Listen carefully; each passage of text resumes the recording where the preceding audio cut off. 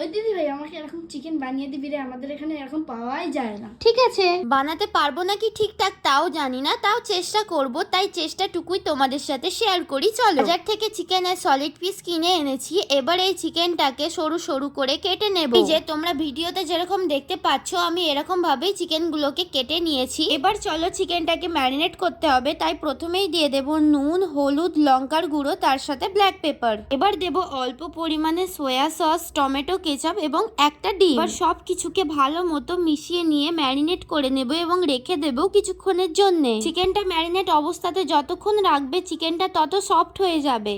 এবার চলো চিকেনগুলোকে ফ্রাই করে নিই, তাই প্রথমেই একটা পাত্রে নিয়ে নেব কিছুটা ময়দা। এবার 2 চামচ কর্নফ্লাওয়ার দিয়ে ময়দার সাথে ভালো করে মিশিয়ে নেব।